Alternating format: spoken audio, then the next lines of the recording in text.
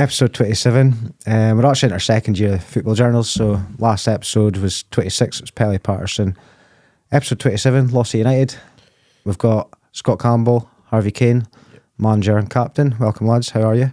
Good, really good. Cheers. Yeah, all good. Yeah, still in a buzz for a couple of weeks ago. Absolutely. It's been a journey, to be fair, since I kind of knew going down to Talbot. Personally, I knew what it was kind of about. I think some of the players maybe realised it when they arrived and seen the crowd and the setup, and kind of the pitch was an absolute bowling green as well.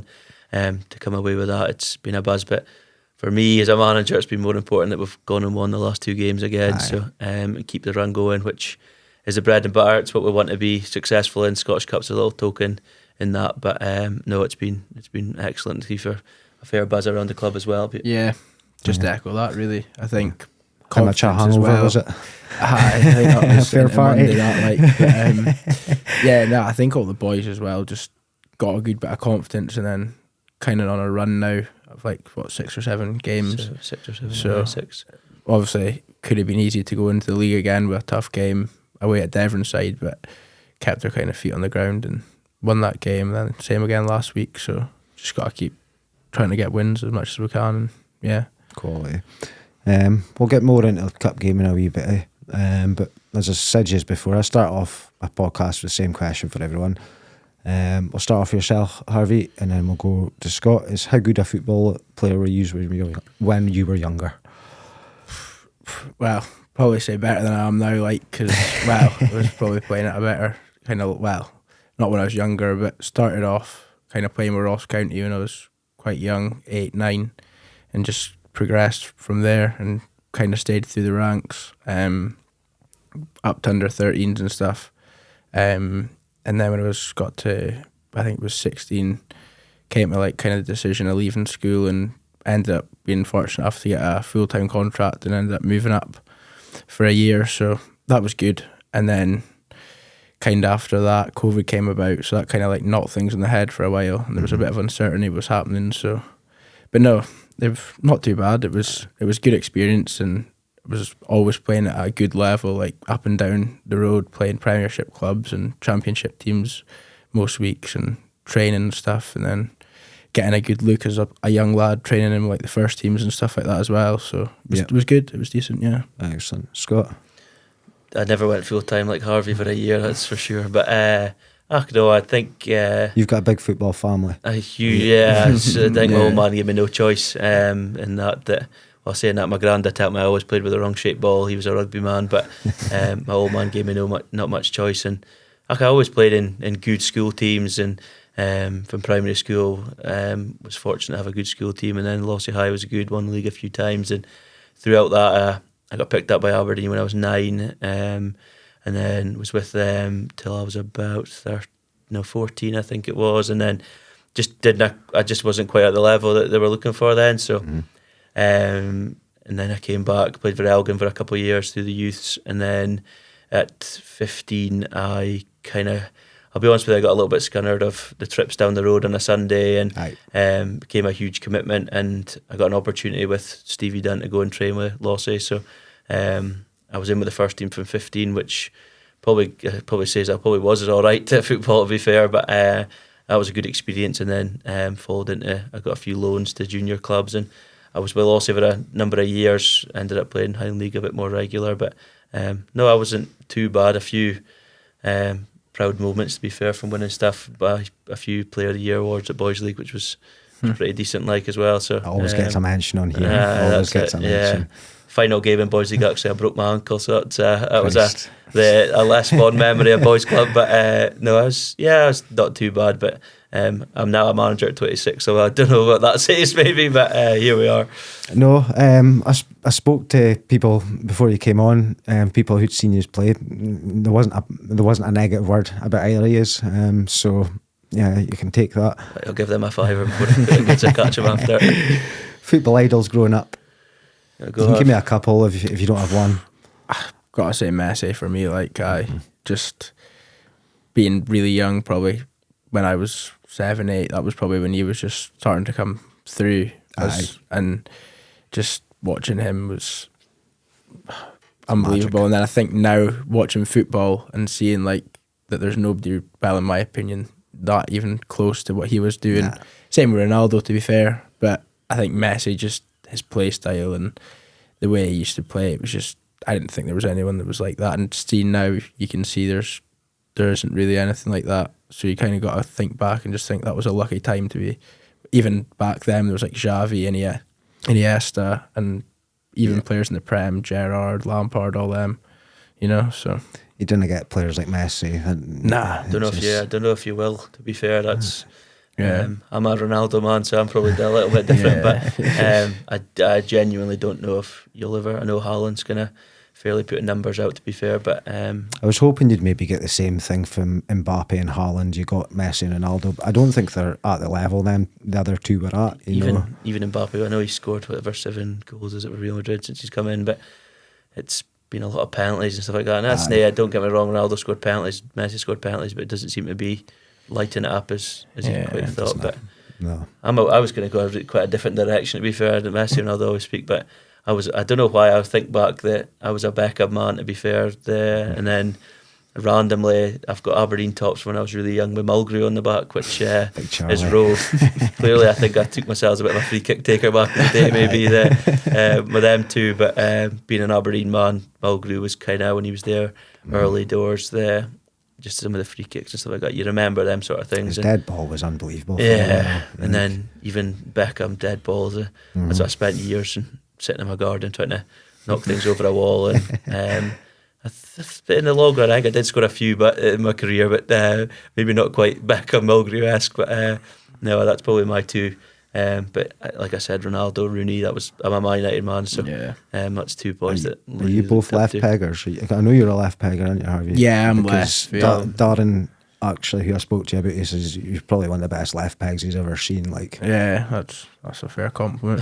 Scott, no, right foot. My left foot's good just for standing on. To be fair, I think even my left foot at the moment is well out of action because the boys will laugh at me. I joined in the train on Monday night and hobbled off. So no, and I was on the physio bed on Wednesday night. So no, my left foot really is just for standing on. To be fair, on Monday night, even if it wasn't good enough for just standing on either. But no, right footer. So.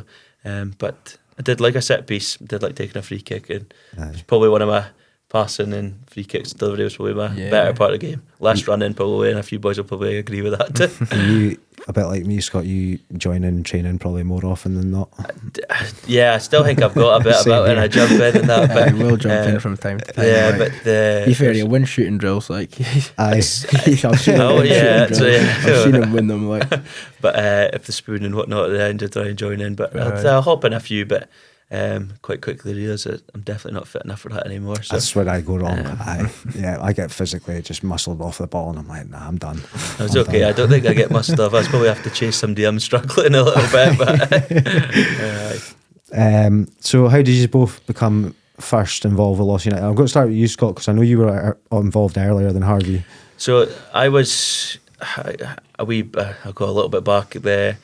So as I said, I was at Lossie, and then I took me well. I do have ulcerative colitis, so I've had problems with my stomach for a number of years. I think Darren Fletcher had. Exactly the same as Darren Fletcher had, to be fair. And it kind of, round about COVID time, it proper knocked me over. And then I just never really managed to get, it took me a number of years to kind of get it under control, which I have now. But Lossie I just wasn't fit enough, wasn't well enough. And I thought, take a little bit of pressure off myself. Tony Ross, who's now just joined the coaching team at Lossiemouth United, was manager at Forest at the time, and he gave me an opportunity to go through there. And even then, even the step down, I was still struggling with. So I ended up tailing away. I was involved with the whole season with them, and had a really good season. They finished second in the league, got beaten in a final, but had a successful enough season, not winning a trophy, but won a lot of games. But I did have to watch a lot of them, and it was a cup final actually. I was sitting watching, and Alex Lawson came in and was watching the game, and I knew of Alex, but not enough to pardon me, to kind of have a full blown conversation with him. But he knew my old man, and quite quickly we turned to a chat about Lossiemouth United, and he kind of just, he's like, oh, and I was at Lossiemouth United as a young lad on loan from Lossie, and had quite an enjoyable career there when I was younger, 16, 17, and it was somewhere I always look back on fond on. So I said, look, well, I knew I was probably going to have to give up football, and my hope was maybe go and do some coaching and then get back in playing at Lossiemouth United, and that was the plan. And Frazee and Kev and Danny, who were the coaching management at the time, said, "Do you want to come in and just help us out?" So I was in kind of the first ever session back. I was there, and I think, to be fair, quite quickly, the level that I seen that came in, I was straight on the phone to Harvey because I knew he was floating about nowhere.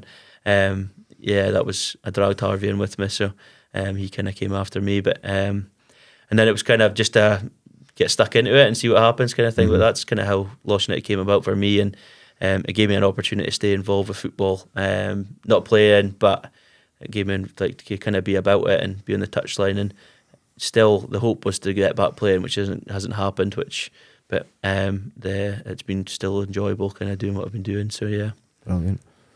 Harvey? Yeah, I think I was playing with Isle of Vale, well, under contract with them at the time, and I was kind of struggling to enjoy it. Well, just enjoy the footy at the time. I think I was like missing training sessions, and like sometimes it would come to a Saturday and I'd be like just not even feeling the game and stuff like that. And then I heard about Lossiemouth United, and I never really thought about it even like as a thing. And then I think Scotty popped up and just pinged us a message and basically talked me through a few things and just said there's no harm in kind of coming down.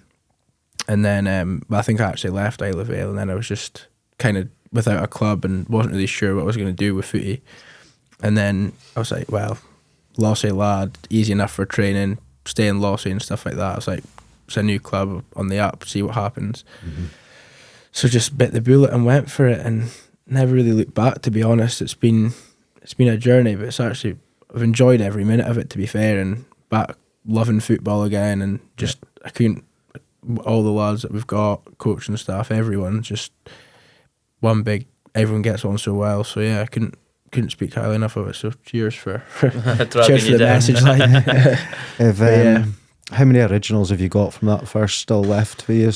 Well, from a coaching point of view, Kev Stewart's still there. I would say Justine, Physio, Scotty Dunbar, they kind of came in pretty early. So, and then we've added to that. Frazee obviously decided it was a bit kind of difficult to commit to management, and he was offshore, and we all kind of chipped in for a number of months till about Christmas. But from the originals, I'd say there's 5 or 6 players still floating about. And like say, I think I did have a conversation with Harvey early doors. I said, look, be captain of this club, to be fair, because you didn't come in. There wasn't a captain there. There wasn't a kind of guy that stood out, and I knew Harvey had the quality and being a Lossy lad. I know I try to kind of pass on my love for Lossiemouth United into Harvey to try and take that mantra on. I'd have loved to been able to be in Harvey's boots and be captain of my home club and kind of thing. And I think Harvey bought it and he's ran with it. And I think without him and players like him being here, it's helped a lot in gaining better players and bringing boys in. And I know Harvey went to say it there, but it is one big family, and I've actually never seen 100%. A football team like players that are so together. You often get even involved with football, and you'll get like one group. You have a squad, but one group's there, one group's there, one group's there.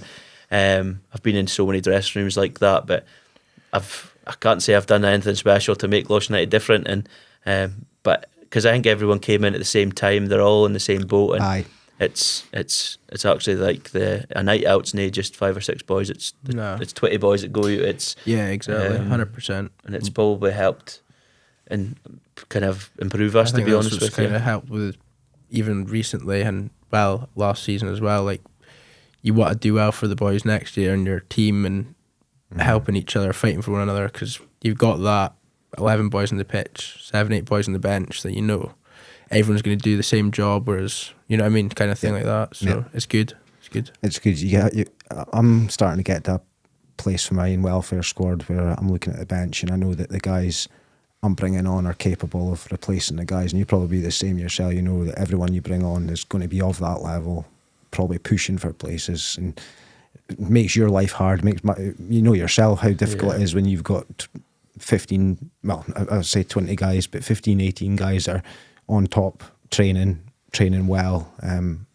You feel like you're letting down guys sometimes when you're not picking them in that, and it's not for they're not doing well. It's just that, you know, sometimes, like I've tried to say to guys, because I've sometimes been accused of not changing my 11, and it's like, well, this is working, and sometimes it works, and if it doesn't work, we'll maybe change things. Yeah.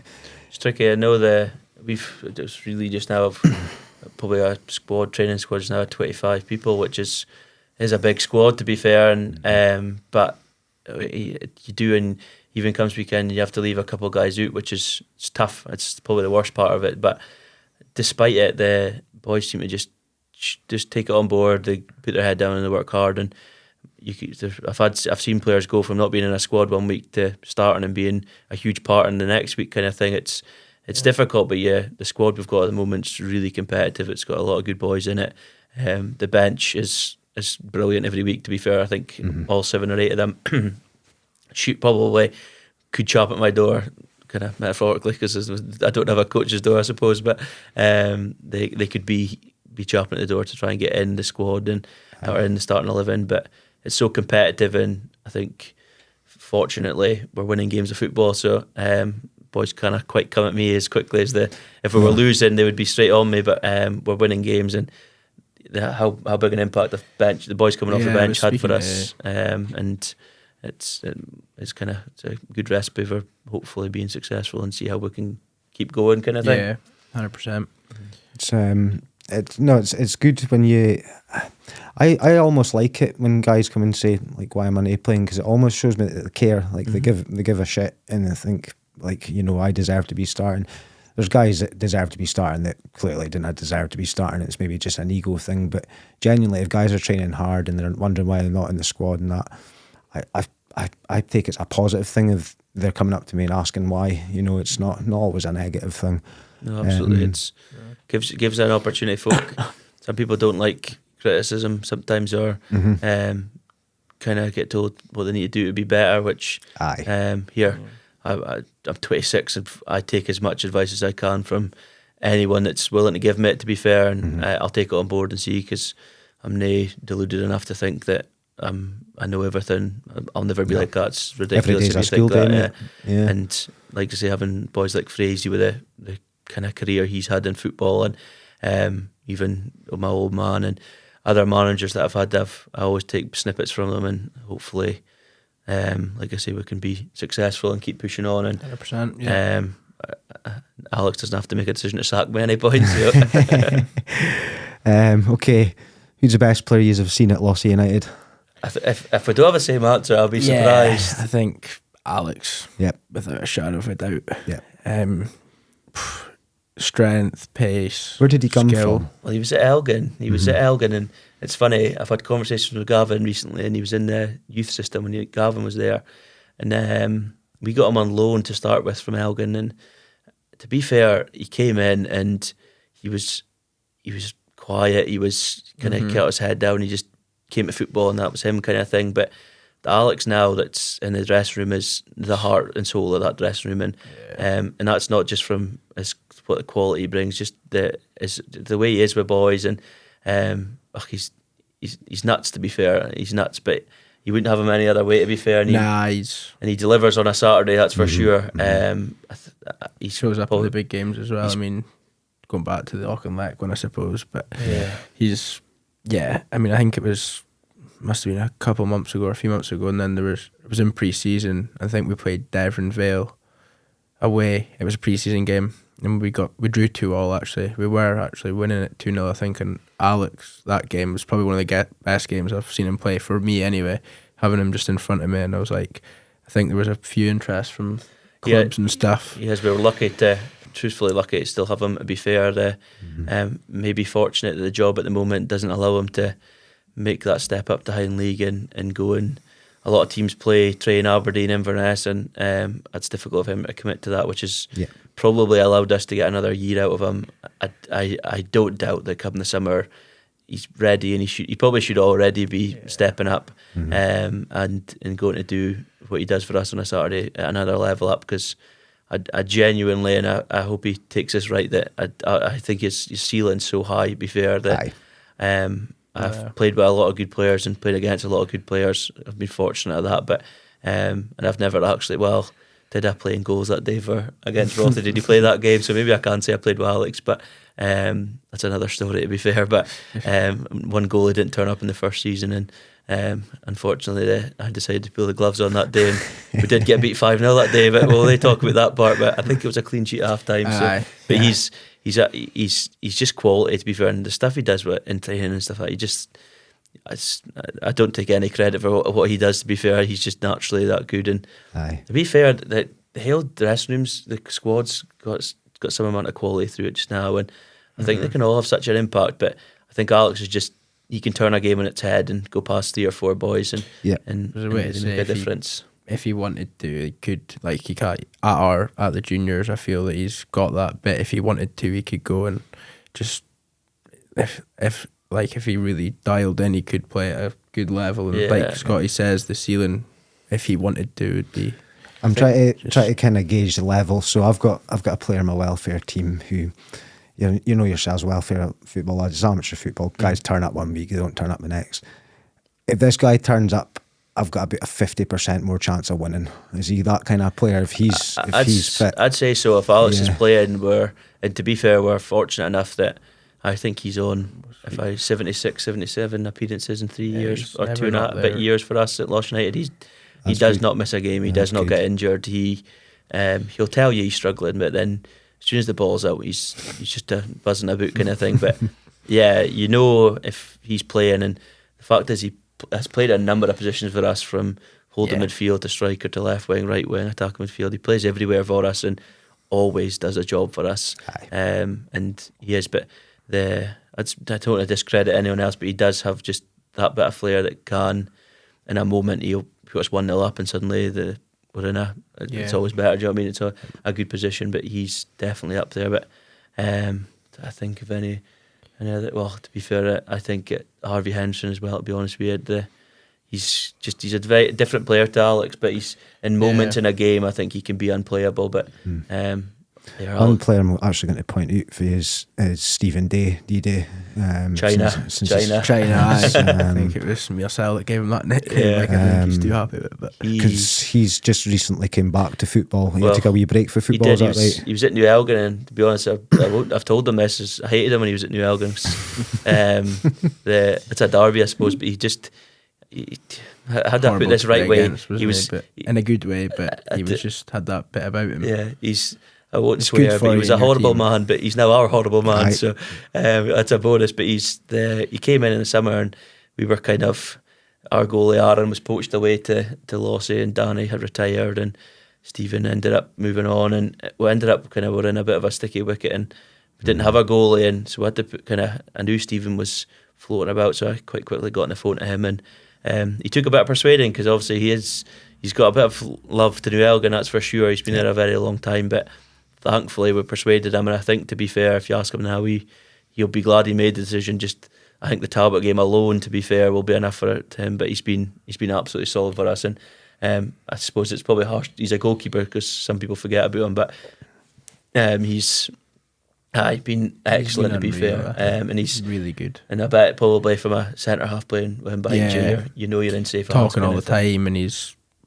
had really good performances, and I wasn't sure what to expect when he came in, to be honest, but he's blew my expectation. He's been really good. He's solid, isn't he? I'm actually surprised that he's never played higher, to be honest with you, because at his age he's 100%. He's 32 or 31, 32, and he's kicking in that is unreal. From his hands, I don't think he's putting got through that ball through in that. Yeah, I don't think he's got that. Like, you can't pinpoint. You know, some goalies, they're good at coming for crosses, or maybe they're quite good at leading their line or whatever. But I just think he's got everything, to be honest with you. And I think maybe he's just not quite had that opportunity. But yeah, we are grateful to have him now. 100%. To be fair, he's been top for us since he's come in, and made a huge difference, and kind of, like, say, winning that last 6 games, and the Talbot game in particular, he was monumental. That last to be fair, 15-20 minutes, just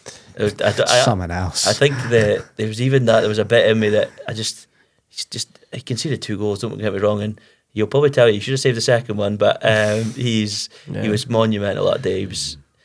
I knew everything he he just seemed to get there. And I think even late on, as nervous as probably we all were, he felt like he would just. It just felt like it was going to be our day. Well, and especially for him as well. Just there were some things that he was getting to, and I was just like, I remember coming to change it after and just being like, what have we just witnessed from you? Like I was like, that was seriously unreal. And then obviously he got they gave him the man of the match and that, and I don't think there was anyone that really deserved it more than no. It was an absolute some of the saves, like 10 saves that were unreal, and some that he just should not have been getting to. But you're absolutely right to bring him up, because being a goalie, you probably don't get quite the plaudits, but he definitely deserves it. About best player at Lossiemouth United, I think, to be fair, my man next to me, to be fair, deserves a lot of credit. He's played 60 odd games, and as always, well, he's captain. He isn't one of the first names on the team sheet, but he's played in a number of positions for us, and I think, to be fair, he's been absolutely solid, and has made a hell of a different stats.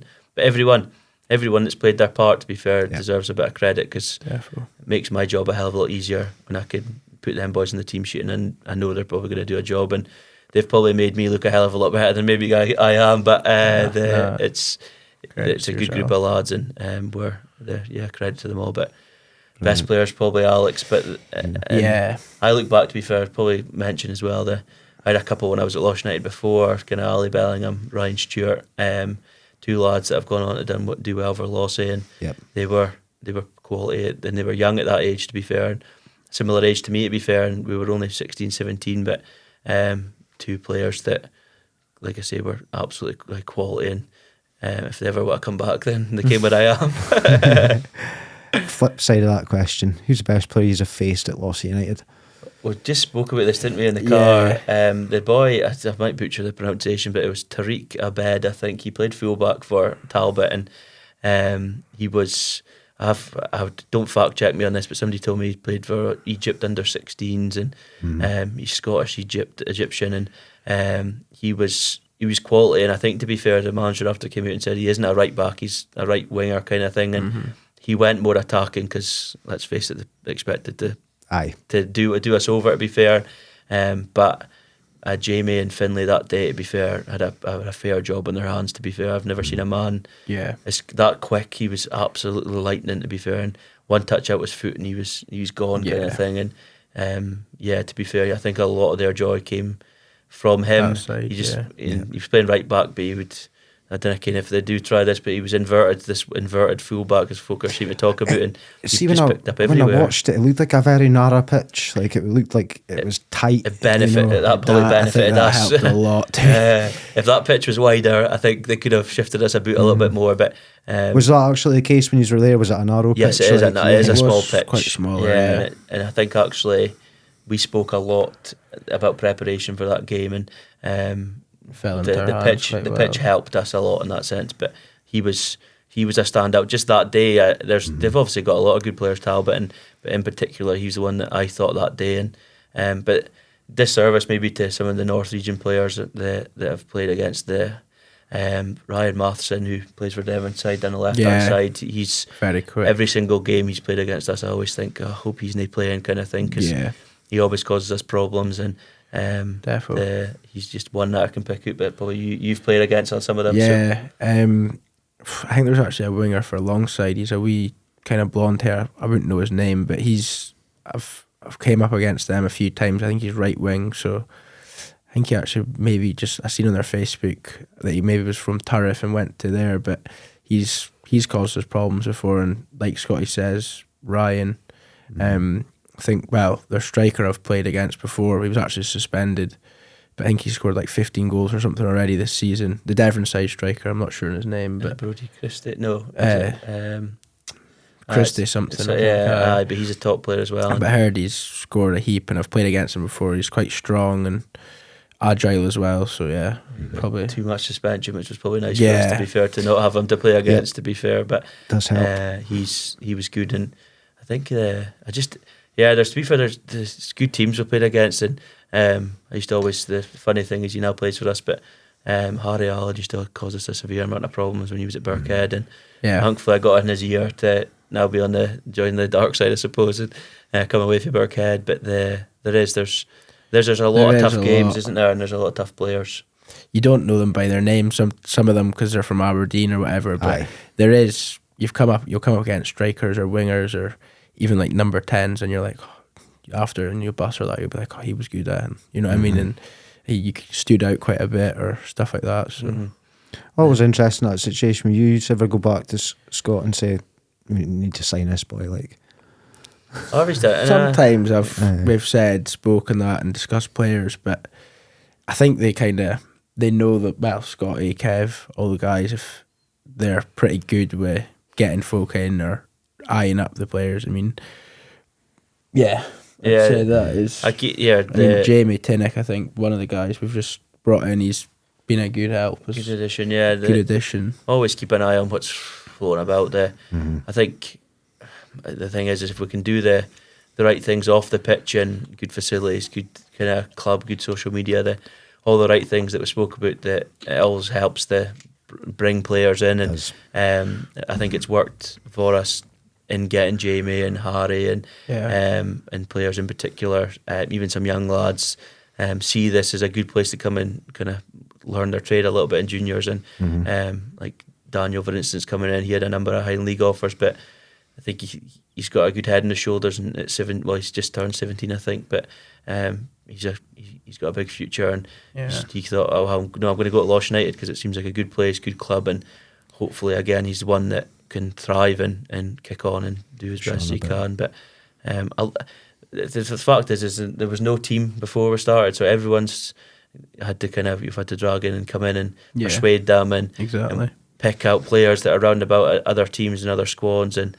fringe Highland League players, even other guys that are maybe coming away from Highland League, getting a bit older, retiring from Highland League, what I still play, and I'm constantly keeping an eye on things, because the fact is you've got to keep trying to improve things and keep going, and if I wasn't doing that, then probably it would be less likely we're going to be successful. But it's all that sounds like you just take boys in and get rid of them, but you obviously try to develop them as well, but you always keep an eye on the good players that you play against, keep note of them, and hopefully they doing the exact same thing as just a level down. I'm looking at boys that are not wanting to play juniors anymore, or just can't fit it around their schedule, want to come and just a couple of friendlies now and again, welfare, non-committed football, and the amount of boys that should be playing probably your level that have come and trialled for us or played for us, it's unbelievable, because it's a commitment thing. It always, isn't it? I think what I've noticed a lot of is there seems to be the kind of the amateur welfare football is making a bit of a kind of comeback a little bit. I felt like it kind of, well, for me in particular, there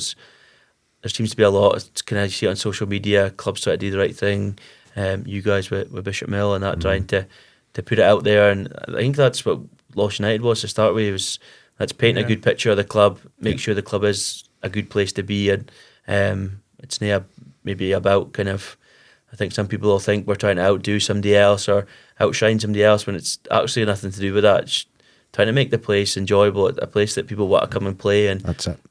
Like the trips away that we do, and the team bonding we do, and the kind of awards nights, casino nights, stuff that the club put on for us. It's to raise money for the club and allow us to have the best facilities, train on Astra all the time, and have the right kit, right training gear, and that's it's maybe the fact that you're trying to outdo anyone. You're just trying to do the best. You want the best for your club you're at, and I know, well, me, Kev, and Tony, and I've had experiences at Highland League, and we knew what we enjoyed there, we knew what was good, and I think sometimes we're probably a step above some Highland League teams in the sense that the things we try and do and try and offer boys, and it's difficult, you know what I mean? You've got to keep working hard, and I'm thankful of a great committee, to be honest, that do all that, and we'll get on to them, I think, in the latter questions, but the club hopefully is an attractive place, and then these good players that we play against can hopefully then come and sign for us and benefit us and help us in the future.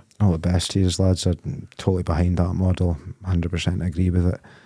So how's it been the last couple of seasons? Because it's been the revival of Lossiemouth United. Lossiemouth United were a huge junior team back in the day. Like I've had 5-6 ex-Elgin City players, ex-Highland League players mention Lossiemouth United playing for them in the juniors, when it used to be Lossiemouth United, Bishop Mill United, all these kind of teams and things. It was the juniors was obviously, especially being from my old man, He was at Bishopmill United for Yep. years and years and years. God forbid I say it out loud, but at Bishopmill United top when I was a little kid, and that's all the games I used to go and watch. And I know from growing up with my old man, played for a lot of Birkhead, Loss United, Bishopmill. Yep. Never knew Elgin, that's for sure. But that's it. But that was the juniors was huge back then, and Aye. it was something that it's actually probably ingrained in me a little bit, because I would go to training with my old man. I would go and watch games all the time, and it's probably made me fall in love. It was talk about idols. I'm definitely not going to say my old man, but going to watch junior football, that's just what it was. That's what I did. I did go and watch Aberdeen games, like in other games and stuff like that, Elgin games and whatnot. But mine was going down to watch them, and it's probably what me fell in love with football. And Loss United was a huge club, to be fair, and we're a successful one as that. And I feel I missed out when I came in, and they were just coming back, and it didn't quite work out, and maybe the committee weren't quite right. It's an expensive game running a junior team, and it just didn't quite click. But ever since then, I've kind of had a little bit of a soft spot for Loss United. I'm from Lossie, and I always wanted to kind of go back, and when that opportunity arose, 100%. I jumped at it. But it's been a roller coaster. It's been absolutely wild, to be honest with you. Yeah, I think the first season was tough, but we kind of expected it at the same time. Didn't expect everything to fall straight into place. So I think I can't even remember how many points we finished on the first season. It was a bit. When I say roller coaster, we got I think we got deductions. We made a well. admin error, and I played a suspended player, and then so suddenly I think, to be fair, we were on -6 points at one point, and we were struggling. It's wild to think that actually our first 2 games in the Grill Cup back as Loss United, we won them both, and then drew, which we thought, oh well, this is going to be easy. This is going to be easy, but it certainly wasn't. And it came to, I didn't want to say, but by about Christmas time, Alex offered me the job to become manager, and I'm no by means saying it seemed to pick up after that, but we started to get a little bit settled, and our squad didn't change as much. I look back, we were going from one starting 11 on a Saturday to the next Saturday being a completely different starting 11, and it was really difficult, and teams were doing us, and I was having to play in goals one game, and we were on the receiving end of I think there was a spell it was just 5-0s, 5-1s, we just stuff like that. And then like Scotty's saying there, when he came in, I think, was it Longside away or something? It was kind of after one of the Christmases, I remember. I think that was still the first season, but we just things started to click more, just basically echoing what Scotty was saying there. And I think it was the first game after one of the Christmases. It must have just been after we came in, and we were playing alongside. I think they would have been up there as well as one of the top teams, and we were obviously, like we're saying, down the bottom end. And I think we were winning 2-1. I can't remember if it finished 2-2 or they beat us in the end, but you could see the signs there were starting to kind of crack through. And I think I try to break it down for the boys. We were on -6 points, so your first target is let's get some points on the board. Let's try and get off that minus into positive, and seeing it's been a rivalry for the last 2 years with New Elgin, and there's been a lot of it, but they were the next team. So, and I think, to be fair, I said in the first season, I was like, let's try and catch them, and I think at one point they were, with his -6 points, they were 14, 15 points out, and I think we managed to pip them by a point in the end to finish off the bottom of the table, and that was a huge moment, to be fair, for us, because it was second half of the season. There was, if you kind of broke it down, there was a decent enough points from what the first half would have been. We're going. I'm probably sad that I keep a record of everything, every result, every goal scored, every goal conceded, everything, like cards, red cards, assists.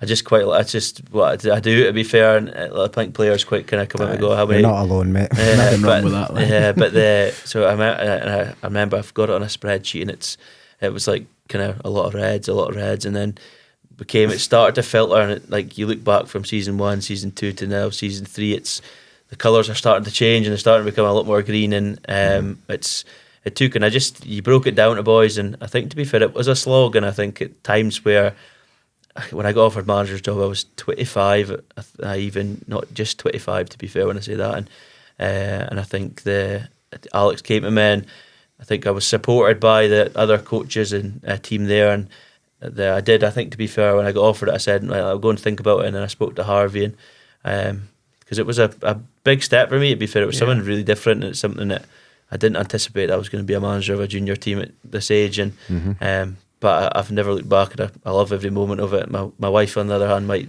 still moan about it, but deep down she lets me go and do it. She's not. But it just kind of, and I just thought, break it down. We'll train hard. We'll try and get a settled squad. That's when you were trying to get better players in, and there's no offence to the boys that were there, but we needed to. We weren't winning games, and the thing started to work. We've got a really, really good relationship with Lossie FC and Lossie Youths, and we've had the opportunity of young players come through that have played have had big impacts on us, and some loan players that have come in and out and had short spells with us that benefit them, but also benefited us. And I think we came to a point where we started to turn losses into wins, or draws, and then draws into wins. And by the end of the first season, I think we had an awards night, and it felt like a bit of a turning point. And I think I said then that the next season we're going to try and go that one better and keep pushing and keep going. And I think the second season was some season, to be honest. I think I set this stall out and said, let's finish mid-table kind of thing, 8th, 7th, 6th, let's see what we can do kind of thing. And then it was another journey, exactly same, just try to do the right things on the training pitch, trying to get the right players in, develop players that we had, and we ended up obviously getting all the way to the playoffs, which unfortunately, I think, to be fair, we won the first leg with quite a strong team, and I had a couple of injuries, a couple of boys away. Season went on to late May, and folk were taking holidays. It shouldn't have probably gone on that long, and in the final playoff second leg we got pipped and then beat on penalties. And I genuinely think if there was the 3 or 4 boys that we were maybe missing, that's no offence again to the boys that were there, but the 3 or 4 were big players for us, and we just got pipped right at the end there and missed out on the playoff final to kind of go and see what we could achieve. But I think on a whole it wasn't a bad thing either, but like it kind of showed as well what we were capable of. And I mean, like Scott was saying, I think it was a midweek game away through to Longside, and if I can remember, they actually had quite a good bit of fans and stuff big there. Crowd, And I think, well, Kev actually on Wednesday we were speaking about it, just back, because that's obviously we've got this weekend, and I think 2 subs we had, and I don't even think if either of them had to come on they'd have been fit to run around, because they were just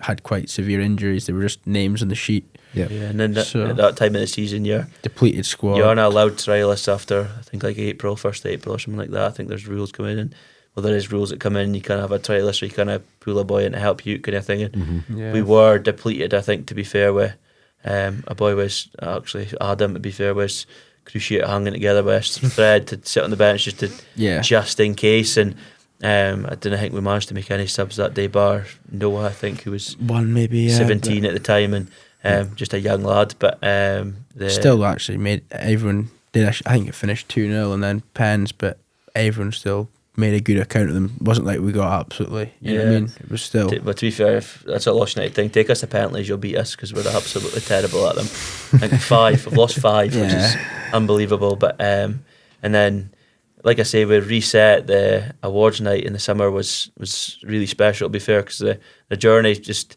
felt like it took another gear, to be fair, and we were again up another level. And I think we were finished 4th in the end, just above, or joint 4th, I think, and the top 2 went up.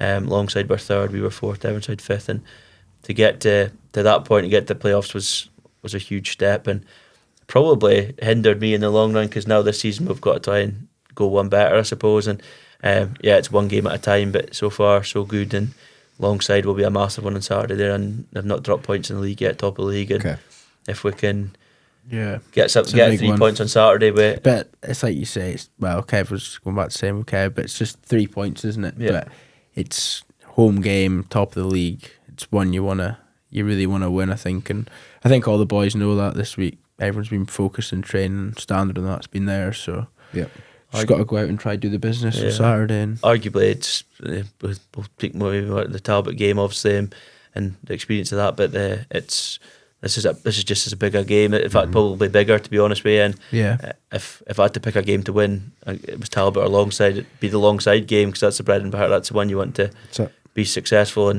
And despite some calls that we've not one of the best teams out of the Scottish Cup, so that's what we should be looking at. I think even the next tie against Armadale, that's going to be really tough anyway. So, but the bread and butter's the cups here, the league, and the alongside is the opponent on Saturday, and I think we've got a decent enough record against them at home, but touch wood, it's the jinx it, but make sure the boys turn up, and squad's looking strong, so fingers crossed.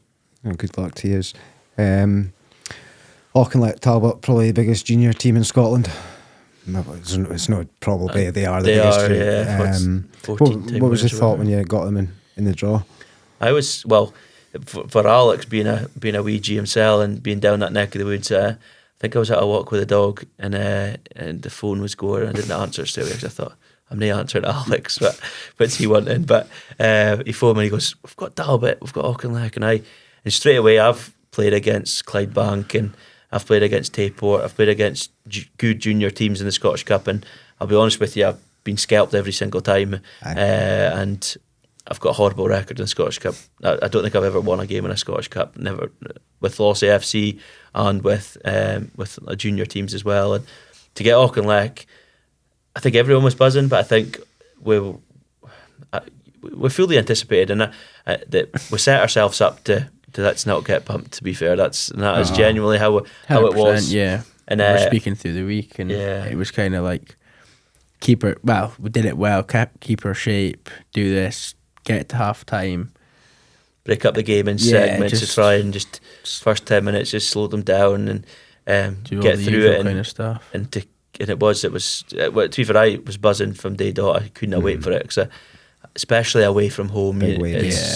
And I knew the club had spoken about, and huge thanks to them, because we probably wouldn't have been able to achieve what we did without them, because they took us down on the Friday night, we had a nice hotel with a good breakfast in the morning that the hotel put on for us. We'll always get buses to games, which is huge, but to get a bus down the road, and I think it made the whole weekend, it gave the boys a little snippet of what it's probably like to be a professional footballer, and they well and truly embraced it. I've done that. I've gone down the road on a bus and done the night before, and with Lossie FC, and a few of the boys will probably watch us, and we sunk that day. We were terrible, and I think it backfired on us. But it just worked. Everything seemed to fall into place. The warm up was slick. The weather was beautiful. And I said, in fact, and Harvey will back me up, and I said on Wednesday night, it's just a game of football. It's something that embrace, enjoy. It's go and show that the North region and Lossie can compete with that sort of teams, and I probably did deep down, was saying it to try and keep the boys motivated and give them that bit of hope, because deep down I probably thought, let's defend well, let's see what we can do, kind of thing. And I think the chat before the thing was a bank of 4, a bank of 5, and we'll leave young Noah up top, a big lad, and he was isolated, but he worked the socks off for us, and everyone did. But it was the tie. When we got that tie, you just thought, rubbing your hands, you were like, let's go and enjoy it. It's an occasion. It was probably, I think I said to the guys, it might be the biggest game they ever play in, and I know it's not a cup final, it's not a league decider, but you're playing the biggest team in junior football, and I compared it a little bit to Bucky getting Celtic a little bit. It's in terms of junior football, it's probably on par, and it was a kind of, I tried to raise the boys a little bit to find another gear, the whole occasion was just quite surreal. It certainly worked. Lossie 3, Talbot 2. Still sounds nice, doesn't it? Doesn't sound too bad, Yeah. Is it still kind of weird that it's happened? Because considering how you've prepared for the game and the outcome, I think that the great thing about that is their highlights are top. They're the two types of highlights. Really good. We've got a reel and we do our own highlights, but it's not what they've. It's a full on kind of guys filming from different angles and all that, and behind the goals, and something that we have spoke about GoPros and stuff like that to try and bring us to another level, but nothing like that. And I think the whole day, the whole moment, if you could bottle up the feeling of and running down when I did run down the touchline at the end when we scored the third goal, you would do it every single day. You could, because 100%. We're all football men. The wife probably kind of had words with me when I said it was up there with a wedding. I don't think at the time I meant that as the way it came across, but it was just the pure jubilation, the moment, the whole game. It was a roller coaster, and just that moment was nuts and absolutely surreal. I think when it was we were obviously up 2-1, and then it went 2-2, and there was like 10 to go. And being honest, everyone was a bit tired legs, and you're thinking they've got good fans there. They were kind of loud in the last 10. You're kind of thinking, and then I think when you seen that ball hit the back of the net, like just charged, like running straight for Alex, everyone, and like you just, like Scotty says, that feeling like, or on the way back on the bus, everyone obviously buzzing as well, but it's just like you're looking about and you're just like, boys, how good was that? Like something you'll never probably get to do. We'll never get to experience again. I mean, coming off the pitch and you've got their fans kind of like clapping you off, and then you're back in the social after, and they're like all just being really nice and stuff like that. It's not something you really see a lot at juniors. Well, maybe more so down there with having bigger fan bases and stuff. But no, I think the whole weekend, from like Scotty was saying, the Friday and that, it was really good, and it was set us up well for the Saturday. The whole game, just in particular, was wild, because even from the warm up, it was 25, 26 degrees, and it was hot. And I mean, there wasn't a drop of wind, and I went across to the referee, and we would up here would probably tend to get a water break at that sort of temperatures. But I said to the referee, he goes, right, I'll speak to the Talbot manager, because both managers have to agree. And shot caller, Talbot went, no, we won't need a water break. And there was that ounce of arrogance, which, to be fair, probably right to have it, to be honest, with us coming to town.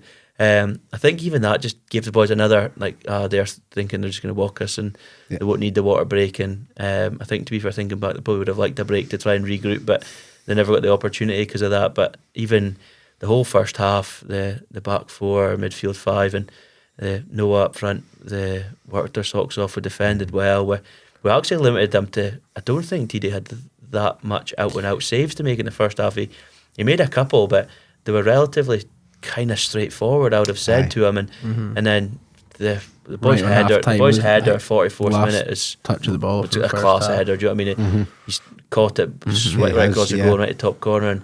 And I remember going in, and I just was like, hard one, isn't it? Because it was you're like, kick it. You're so happy of how things have gone, but you're like, if we could have just got 10 more seconds, if that header doesn't happen, you're in at 0-0.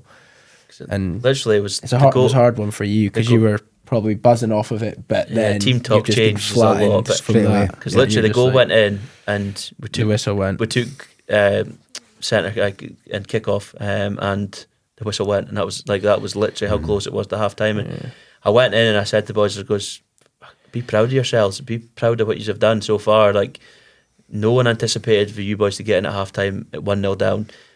Folk were anticipating 4 or 5-0 already. And I kept saying, you just never know, because we actually did get forward a few times, and actually I think the first shot on target was from us in the first minute, and we had corners and set pieces and some free kicks, and I actually already thought, no, we might just have something. And I think I'll be upright and honest, and probably is the greatest substitution I've ever made, but we changed it a little bit, and we stayed 4-5-1, but I put Alex up top and brought Harvey Henderson in the hole behind him. And Harvey was probably hating me at the start of the game because I didn't start him, because he tends to start. But I said, look, we need a defensive shape. He's probably Harvey's more of an attacking player than a defensive one, and so we went with that. And unfortunate, Noah did nothing wrong, to be fair, but he just didn't get the service, and it was difficult for him against two big, strong, experienced centre halves. It was one of them, their captain, to be fair, but Alex went up there, Harvey in the hole, and suddenly we had a bit of joy, and we started moving it nice, and then we got one, and then dictating the ball. We started putting them under pressure, and don't get me wrong, it was 5-10 minutes kind of thing with Jack. Obviously, drive forward Jack was the second. He was the first goal, wasn't he? And he was the first one. To be fair, I think he joked that it was definitely a cross, and to be fair, I have words with him, because who was he crossing it to? Because there was nobody there. There was nobody in the box to cross to. So he's done well he's won it off the boy, and he's charged about 40-50 yards. Yeah, and actually credit to him, because he's just put his head down and gone, I'm going for this. I'm just going to drive forward. I've not got any options. And for Jack being his first goal for Loss United. Is that his first goal? That's brilliant. He actually said it before the game. It was, I think we were out on the pitch just before like he even went in the change room, he's like, "Oh, I'm fancying the goal today," and we all just kind of Laughed. laughed. And I was like, "You scored for us yet?" And he's like, "Nah, but I've just got a feeling." And we're like, "Aye, Am I right whatever." in thinking? And then Am I right in thinking? Because I've had Jack's dad Ian in the studio and things like that, and we've spoke about Jack. Jack didn't train as a defender coming through, did he? No, he played well because I played a lot with Jack. He's only a couple of years younger than me, and played at Lossiemouth for a long time with us. And he used to play centre mid all the time. That's what I thought. Yeah. And to be fair, in a 20s team, and we were fortunate, our 20s team at Lossiemouth has had some good players in it. And with Ryan Sewell, Niall Kennedy in the middle of the pitch. To be fair, I played in there as well, and I was a good player. But and Jack, being a little bit younger, did play right back a lot for us, and he kind of, his old man was a right back, I believe, and he was, and I think Jack just kind of took on that role and has been really good. And I knew when I took him in at Lossiemouth United that he was a right back, but I knew Jack could play anywhere for us. To be fair, he's got that quality, and he's tenacious. He works hard. He's got a lot of quality, and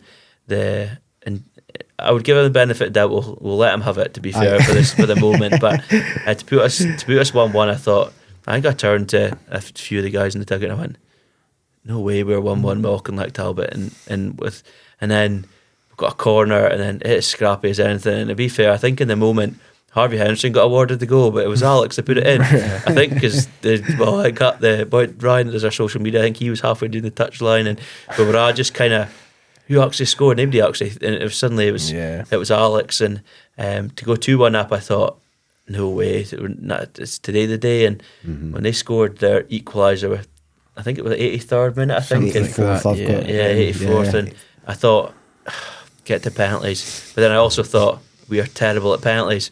So I was like, I'll be proud. We'll proud if we 3-2. If we get 3-2, it'll still be good. It's still a big thing what we've done and all that. And then they got more chances, and they got more chances. Indeed, they saved more. And I thought, no, we're gonna have to try something. Boys were out on their feet. Through, and he was 18, and that boy can run. He covers a lot of ground. Even he was out on his feet, and I had to take him off. And we thought, right, let's go back. We'll go to back five, and we'll just have 4 in front, and we'll just park a bus and just try and get through this and see what we can do. And the subs that came on, to be fair, he made a huge impact and worked their socks off. Matt Cuffley, who I was just thinking of him taking his top off. I think he had his top off for the final goal before Alex even did. He scored. So, but God, we put Callum on, Milton on it right back, and I said, look, just defend, work hard, just do what the boys have to do and help them out a little bit. And lo and behold, they managed to get a ball on. Probably the best pass of his life, to be fair. And to be fair, Alex asks for it. To be fair, he puts it's not just a shell, I don't think, but a bit of miscommunication, and fair play to Alex in the 87th, 88th minute. He bust a gut and got through. And at the time, I actually thought, that's an absolute screamer. He's not linked the goalie for distance, but not quite as good when you see it back, but still a special moment. And then even after that, I thought we might just still get penalties here, because I think the referee seemed to play another 10 minutes after that. It was mental, and I think I even turned up and goes, how long ago? And he goes, 3 minutes. And I think I asked him about 10 seconds later, how long ago? And he goes, I told you 10 seconds ago, it's 3 minutes. But I just think the whole moment in that, I could barely look, and then when that final whistle went, I just wanted to run on the pitch and celebrate with Abdi, but I thought, no, you're a manager, Scott, keep your cool, go shake hands with the manager. And to be fair play, put his arm around me and he went, nah, fair play to you, it's just, you worked hard for that and you probably deserve it. And they were so like kind of dignified losing, and the way they spoke, and the fans, and even their players, there was no kind of, they all shook hands. It was all really good, well done and all the best sort of thing. And that moment they all had with the fans, and the photo of us all celebrating. It was a bit like stuff you see on TV, going up to the stad and celebrating with fans and all that. It was really good. And the amount of people that didn't just come down on the bus, that came down on their own accord to come and watch that game, is fair play to them, especially Colin Knox, one of our biggest fans, to be fair. Yeah, I know. He's travels everywhere to watch us, and week in, week out. Like, he was through there, and there's a nice moment to have with everyone, but I still think I'll be honest, I was close to tears, to be honest with you. I think me and Alex nearly I lost him when we got together after, and I think just the moment and all that, and the feeling was unbelievable, and it's something that every single one of us will never forget, and it's something that I've kept the papers, and I've kept the snippets and He's made it highlights. onto Scottish football away days as well. Well, the celebrations after were class, and Yeah. even just here we're on a podcast speaking about it, which is surreal a little bit, but the MFR speaking about us, and off the ball we're speaking about us with Tam Cowan, and it's been in papers down the road. It's Northern Scott Press Journal. I've all covered it, and the phone calls I've had from people, and even just the Facebook itself, the comments and all that. Yeah, I know. It's been something that it's been classed as the biggest upset in Scottish junior football history, which and a lot of people aren't arguing with that either, which is to say that we did that from little old losses. It's something that I think will, like I say, stick with forever. 100%. Yeah. 100%, lads. If you're enjoying listening to us and you want to watch us, you can sign up to our Patreon. It's £5 a month. You'll get your episodes early. You'll find out who's coming on. You'll be able to ask your questions, but you'll also be able to watch a podcast. That's probably the biggest thing. Am I right in thinking, Ryan? Yeah. Okay. Follow us on Facebook. Follow us on Spotify, TikTok, YouTube. Pretty much everything. We're on there. Give us a wee rating on Spotify. We're sitting on 40. I've got like 160 followers, so just give us a wee rating. It does help. Sorry, lads, I'm just going to have to get... I normally do that at the end, so I thought, right, I'll throw it in the middle of the day. Yeah. Oh, that's all right. Definitely. If you want to follow Lossiemouth United as well, get on that as There well. we We've go, got our yeah, TikTok, we've got our absolutely. Facebook and that. And, I've got to give credit because he was my best man at my wedding, and he is one of my best pals, Ryan, and he's took us to another level with social media and like I say, the stuff that the TikToks and stuff that I think that poke fun at us and other teams and that, but it's all from a good place. And I think, to be fair, the other clubs are starting to take that. I think to start with it was a wee bit close to the bone. Folk kind of took a bit of offence to it, but it's just football's what everyone enjoys and wants to be a part That's of what it. you make of it, mate. Yeah, Absolutely. But I follow Alex on TikTok as well. Chairman Life. Yeah, He- get yeah, some good he's- videos on there. Like, He's loving that, to be fair. So give him Good a on follow him. as well, or unfollow him, to be fair. how far can you go in the cup?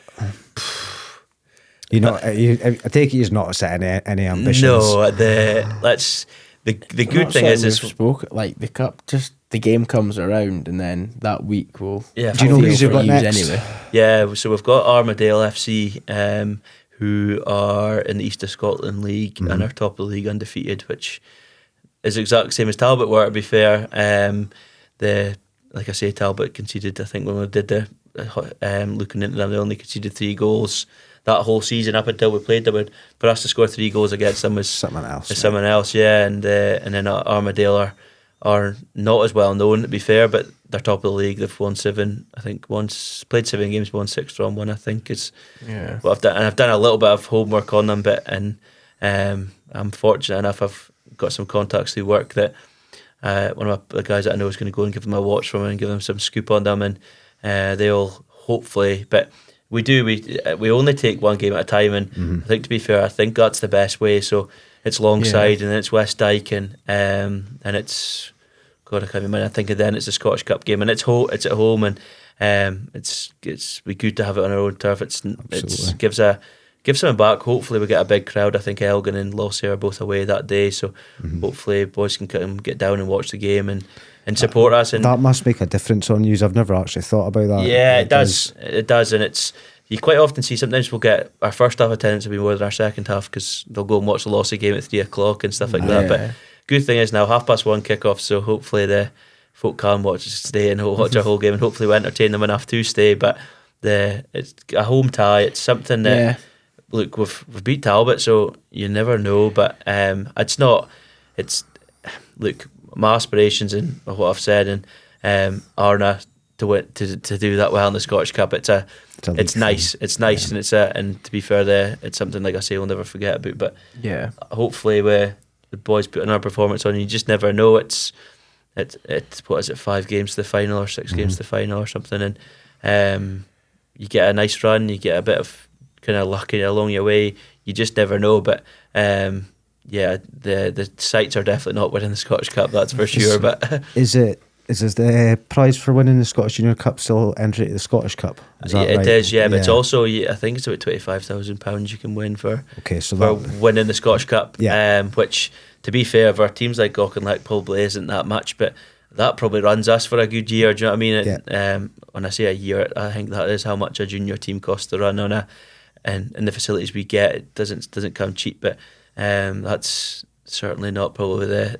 target. I think if I outright said that, I think folk would probably check me into somewhere. But it's take each game at a time, and league games a priority, and we'll have to be there or thereabouts in the league this year. It's just the way it's the level the boys have set. But no, we'll hopefully we can go and do another. I don't see us not being able to go and get another result. I mean, I don't think. I don't think it's without our reach. No, but not at all. Yeah, just it comes down to the day as well, doesn't it? If everyone's at it, then you know what I mean. It's football. You get a sending off, or you get an injury, or they get a sending off, or something just clicks for you that day. Look, anything can happen, and hopefully we get the rub of the green again and see what happens. But I say rub of the green. The boys have to work hard and get that luck, and the squad there and the players there.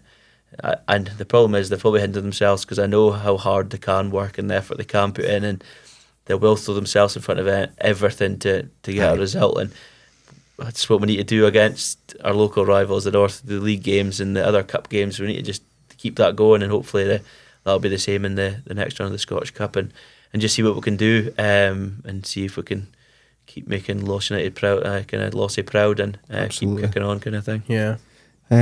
So we kind of spoke a little bit about it. There's Alex, there's Frazee, there's a big committee around you. Do you want to give anyone a mention in particular? I think all of them. I you think can maybe speak a bit about the committee if you want. Yeah. Everyone, just Frazee, Alex, your mum Norma. Don't want to miss anyone, but Ryan Edwards, even the just Emma's down there, Alex's wife. Who's it does your pitch? Because Will as well. You've got to give him a shout out. Your pitch looks unbelievable. And every week it's immaculate, to be fair, and it really we is. are so well. It's still a council pitch, and unfortunately that's a whole different story, that us trying to get that own pitch to be our own pitch kind of thing, and but they don't maintain it. It's purely Will. It's the money the club have spent on that pitch is quite unbelievable, considering that we still have to pay whoever the council how much every week to play on it, which seems a bit of a kick in the arse kind of thing to have that. But here we are. But I'm desperate. We want to play football the right way, and don't get me wrong, you have to go long and you have to be effective. But having a good pitch has benefited us, and they've made it bigger, they've made it wider, they've trying to give us the best surface to play on, and Will's huge credit to that. But it's not just Will, there's even just the whole committee. Goes down, seen them down all early Saturdays through the winter and trying to get the water off, sort of wee mud patches and stuff. So but they'll do anything. They'll do anything for the club. Everyone involved with the club, even from, I've got to say, the coaching team behind and the committee, like Kev Stewart and Scott Dunbar, Kev, my assistant manager, Scotty Dunbar, goalie coach, TR's just come in as a coach, Justine, Laura, all the folk that Justine drags in. She's got a mountain of people that she'll get boys, on a Saturday. Yeah, get a massager before the game, and a rubber, and all them people. They're hugely impactful on the club, and that's Alex and Frazee, and Alex in particular being the chairman gets a lot of plaudits, but I think he needs his team behind him and needs everyone, and even the town itself, the sponsors, the people that support us. There's so many. I could go on for ages speaking about them, and the club would be nothing without them. No one, the money they put in, their hard-earned cash to allow us to be successful and play a bit of football is unbelievable. And credit to Alex for bringing us back. And he's a doer. He gets a plan in his head and he just goes and does it. And he's huge for the club, and despite probably he gives us a few headaches, and he's this weedy abrupt self kind of thing, but he's we wouldn't be a club without him, and everyone underneath him is huge. It's just huge, and I think anyone involved in local football, junior football, you need that people. They don't get paid a penny for what they do, and don't get me wrong, neither do the players or neither do the coaches, but we do it for the love of football. The committee, do it for the love of football, but it's not quite the same. And folk in the pie shop, folk kind of cutting the pitch, they do it to give the best for us, and it's credit to all them. And we wouldn't be we wouldn't be where we are without them, and we've been successful, but a lot of thanks goes to them, definitely. Okay, my last question before we get into 11. I want to two-part this because I think your proudest achievements in football as Lossiemouth United has got to be your cup win and your revival last couple of seasons. Just want to know your personal proudest achievements in football. You go. I'd probably have to say getting the full-time contract. Yeah. Just hard work from being really young, and then wouldn't have been able to do it without my mum and dad's support. But up and down from Lossiemouth to Dingwall 2-3 times a week, and then if my dad was away offshore, my mum would be down the A9 coming to watch games and stuff. Dad at home, he'd always be there as well. So I think there was a lot of times probably going through 15, 16 at school where they'd been like, through the week, like, I don't know, and they'd be like, oh, come on. And then a lot of help came from them, kind of driving me on as well, and then just getting my head down and working towards that. And it was a good year. I enjoyed it, but I'd probably have to say that, to be fair. It was just the hard work paying off and things, and then I'd probably say that was a select group of people that managed to achieve that professional contract, mate. Yeah, so it was like hard work paid off, and always be proud of that. But I'd say now, I mean, being captain from where I'm from, Lossiemouth, the club is, for me right now, is just unreal. Like, I love it.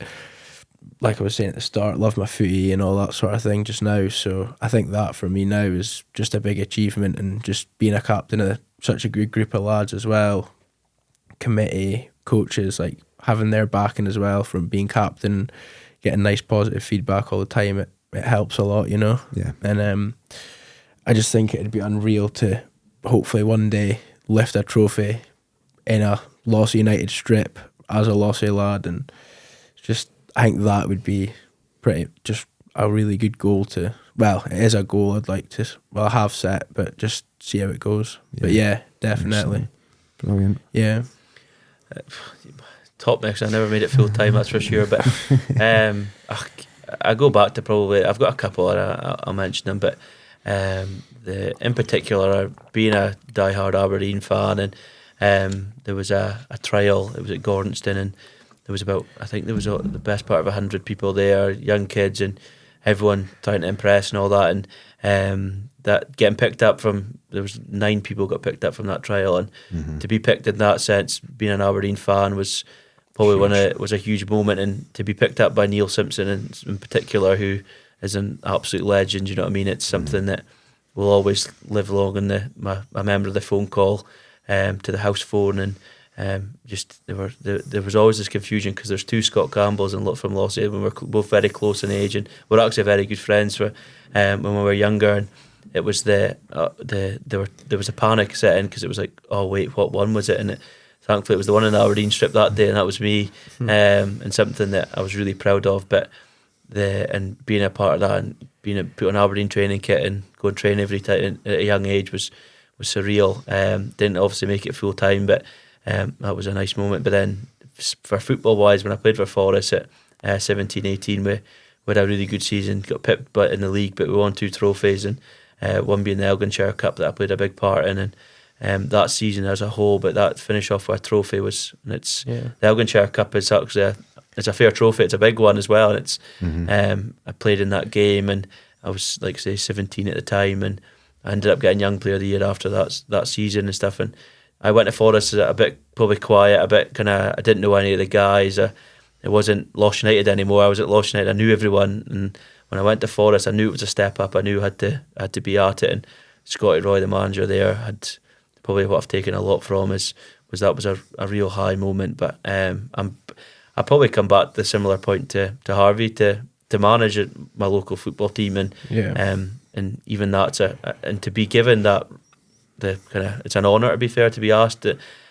There's plenty of other people that probably were way more qualified and way more ready for it at the time, but Alex took a gamble on me, and so far I don't think I've let him down yet. But that's a real honour, and it's no secret that everyone plays football because they want to win. That's what it's about, and if we can put a trophy in the trophy cabinet at some point in the future, that would be surreal, and to be able to even just not even lift it myself, but to watch the guys lift it and be a part of that would be a huge goal for us. And I think that's what it's got to be. And look, we might not get there, and it might never happen, but we'll give it a hell of a go and try. Yeah, it's amazing. But that's in particular, and that was probably the two big things for me. Brilliant. I was fortunate when I was younger to be offered a scholarship. It was in America, which was a nice feeling when I was younger as well. But as a 16-year-old, I bottled it a little bit, and to go across to America at 16, I did bottle it, to be fair, and probably thought that no, I'm not ready for it. And I look back and I probably should have taken that gamble, but things happen for a reason. But that was a proud moment as well. But the Elginshire Cup win with Forest was up there. You might not be sitting here now speaking about that 3-2 win if that was the case. Well, exactly, and that's something that I'll have saved on my phone of the videos and the highlights and the memories will live on forever, and hopefully nobody gets any plans to try and do one better than us anytime soon. That was as soon as the Scottish Cup came round this weekend with the other junior teams, and I was sitting, didn't I go and beat Empty Pick? Didn't I go and beat Empty Pick? So I thought, didn't I overshadow us yet? Give us a little bit of time. But it's how long has juniors been going for? Probably about more than 100 years. More than 100 years. We claimed that we did that as hopefully can stay on for a while anyway. It gives us. I said to the boys, it's something you'll tell your kids about. It'll be something you'll. When you compare it to the Scottish Cup, I think the biggest Scottish Cup. It's funny enough, we're actually speaking about this in the last episode with the man who managed them, and the biggest Scottish Cup shock in history was Super Cali go ballistic. Celtic are atrocious. Yep. Cali put Celtic out when they were still in the first division. Yep. With a part-time team. So that's kind of the levels. If that's the Scottish Cup, that's huge. I think it's absolutely massive. I think even the Gulf, I go back to the money that some of them Talbot players are on compared to you guys that you just don't get a penny, to be honest with you. But we try and say that you don't get paid, but you get a lot of other stuff. So I'll try and justify it in that sense. But it's even just in that sense, it's surreal, and it's something that it's been quite nice of it. Speaking about it again 2 weeks on, because it brings back the memories of it. Yeah, 100%. And it's something that we'll kind of hold on to for a very long time, I think. I'm going to go through the 11, and then we're just going to pick out a couple of names. Well, I'll go through the 15 actually that played. Yeah, of course. Stephen Day, Jack MacArthur, Finlay Mackay, Christoph Grick. Yep. There we go. Harvey Kane, Ryan Higgins, Callum Clark, Struan Fraser, Noah Murray, Alex Matzak. Matchik, yeah. Go with that. Yeah. Jamie Tinnock, Harry Allen, Colin Milton, Harvey Henderson. Yep, that's it. Yeah, I can't read my own writing. And Matt Cuffley. I'll get you to pick out two names. Okay. And you go then. Pick your two. Finlay Mackay and pick your mates. I've got to go with the whole back line, but I'll say Finlay and I'll say Christoph as well. Yeah, Finlay. I want to say Jack as well. I'll say three. I'm going to say three. Yeah, that's fine. I think Finlay on that day was just he'll put his body on the line for anything. There's actually a video of one of the shots. I think he takes it right to the chest. We're having a laugh about it as boys in the chat, and that basically the boy's got an open goal. He takes it on the chest. Second later, he's straight back up. Hands go straight behind the back. He's ready to block another one, and it's just like it's the type of person he is. He, like I was saying back earlier, just like knowing you've got boys there that'll take a ball anywhere, just stopping. And Christoph, I think that day, just really strong. Didn't lose really anything in the air. Cleared the ball well.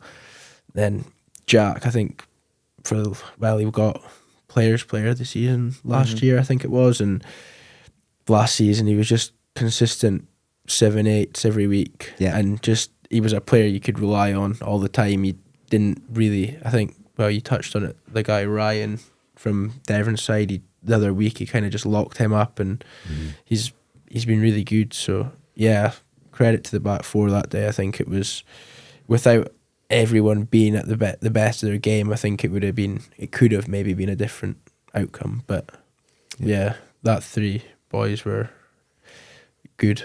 Yep. So was everyone, obviously, all the other lads as well. But that was 3 just being at the back with me. I think it was. I'd have to give them a mention. Yeah.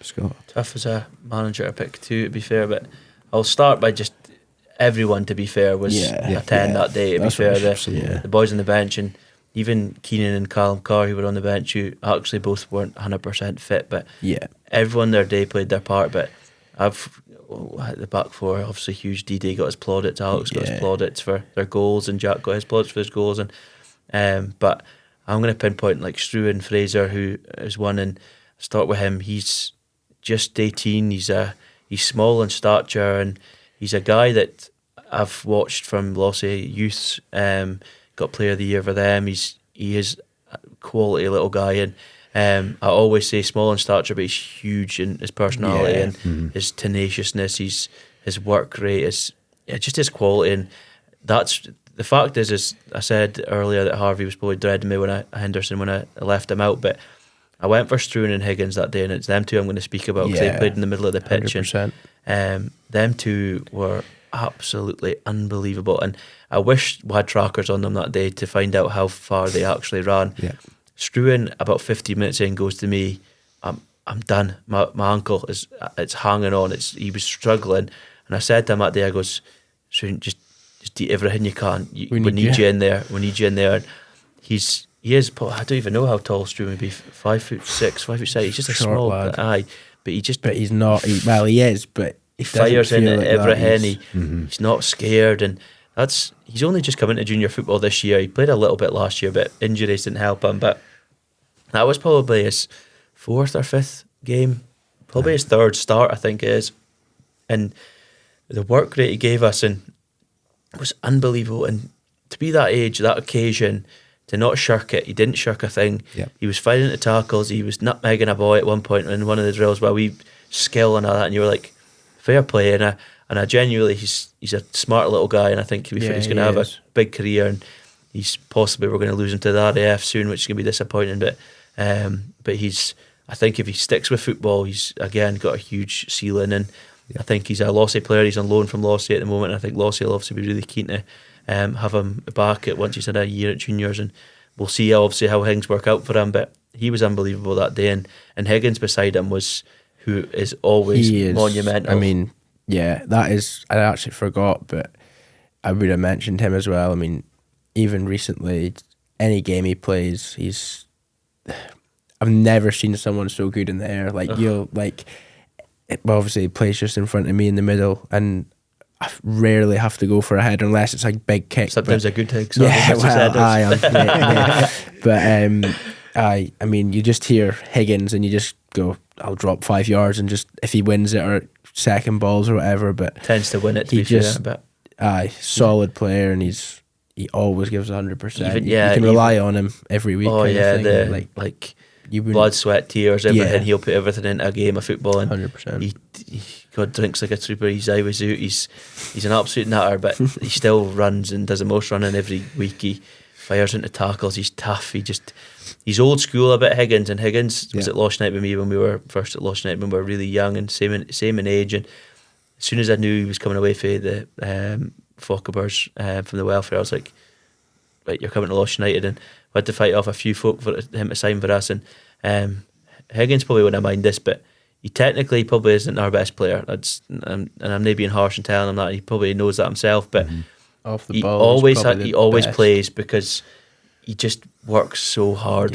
Works and gets stuck in a boot. He's cheeky. He's kind of just probably boy you hate playing against, to be fair, because you'll think, oh, I've got a yard, and no, you didn't. He's there, and him and Struan are very similar in that sense, and that's probably why I went with them 2 in the middle of the park and then Alex in front of them, because Alex is a worker as well, Alex and them boys get their plaudits and got their plaudits for the goals and stuff like that, but them 2 in the back 4. But even just the guys that came on, and everyone was brilliant that day. Everyone.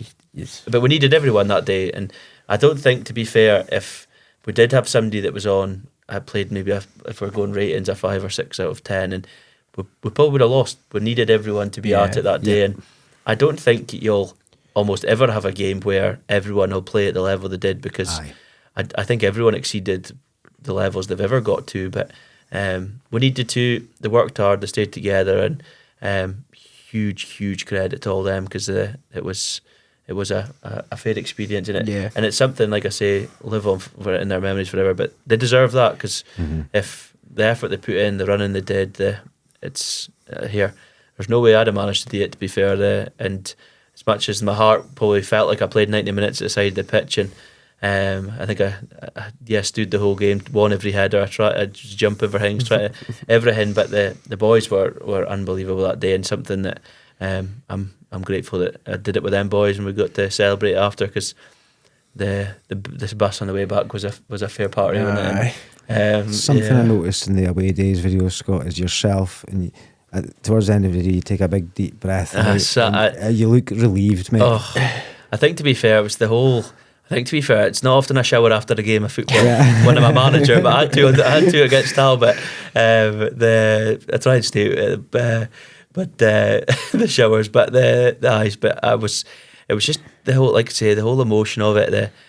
I'll be honest, I'm not shy to say it, but it was emotional. It was emotional, and I don't think I broke down, but your eyes welled up, and it was a proud moment, and folk can kind of poke jokes at me for saying that, but it was amazing. It was unbelievable, and take that with you, and your life, mate. It was something that, like, if I could have give it, I think I probably did give every single boy individually a huge bloody hug, and I probably kissed a few, to be fair, after the game. But it was a moment that I was mega proud, and I think, to be fair, after that I was just wow. I think it was a deep breath to go, what the hell have we just actually done here? Yep. And then I remember just right after that pulling my phone out of my pocket, and I had 100 WhatsApps, and I'm not even exaggerating when I say I had 100 WhatsApps, and group chats were going off, people that I've played with, and coached by, family, friends. Look, my granny's 86, and she was like, "Oh, I watched you on that YouTube," and it was and it's something that it was, even the whole, like, rivals that messaged us. I had the new Elgin manager, Birkhead players, guys that you battle with on a Saturday 10, but even the plaudits we were getting from them, and the chairman of Cumnock Juniors got my number and phoned me just to say well done, and I just thought, that's unbelievable. Like, that will never happen again. Even if we win a league, he's not going to message me and say well done. But everyone's talking about it, and it's, like I say, it'll be nice. But hopefully the boys can keep doing the business this season, and we'll have another great day to look forward to. But absolutely, lads.